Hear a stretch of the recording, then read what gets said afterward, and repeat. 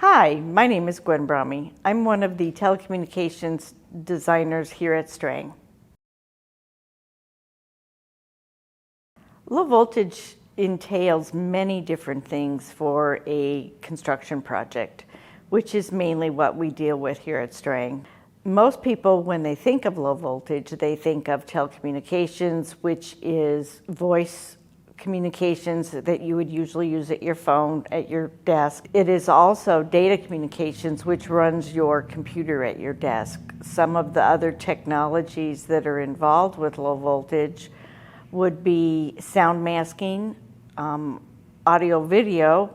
We also consider security, and when an individual says the word security, they usually think of the access control, which is the device that's on the walls where you put your fob up or your key up to when you are entering a building, and also closed circuit television cameras. CCTV is how it's usually designated on a plan, or video surveillance. There are many different options that are related to both of those.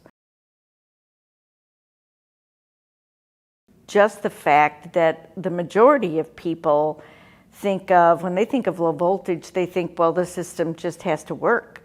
And they don't really realize that a wireless solution is a not connection between, let's say, a laptop and a connection in the wall, but it is a connection that needs to be wired either way from the room where the technology starts to the wireless device. Wires are still involved because the technology isn't at the point in our world where everything can communicate just over signals in the air.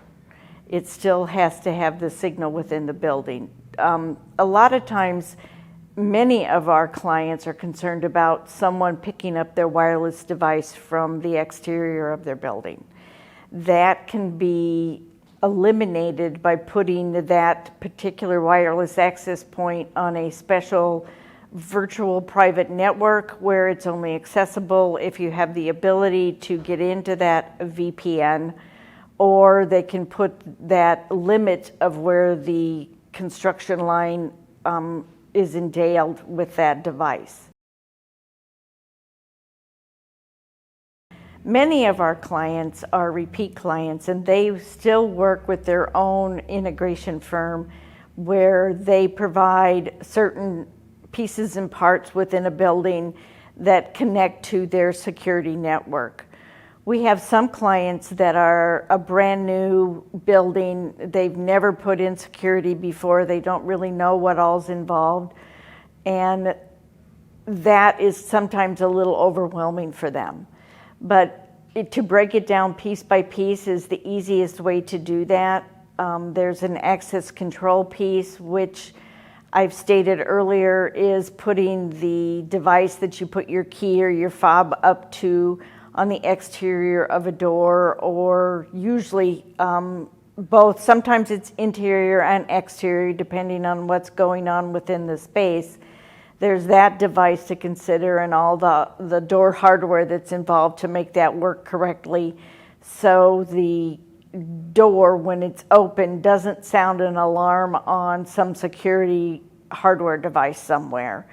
There's also the cameras that are involved that can view different things that the owner might want to view, or that they want to see if someone's coming up to a door or going out a door, or just milling around a hallway. That ability is there as well with the closed circuit television cameras.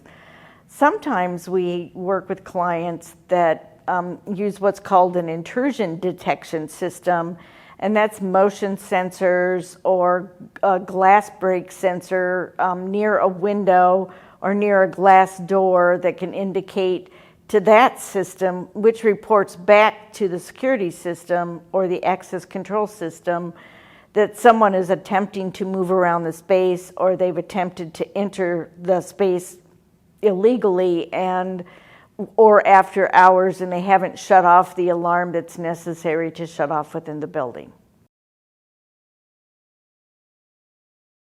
working with architects and other engineers to be able to place the telecommunications room within the building so that the ability to get out of that room to feed the rest of the building is available on all four sides.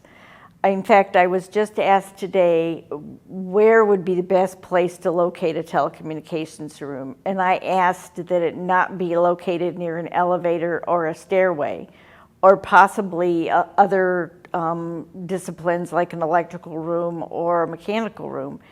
And the reason that I've asked to not be located by an elevator or a stairwell is because if it's next to a stairwell or an elevator, you can't exit on that side of the telecommunications room because per code, it's illegal to go through a stairwell or an elevator space.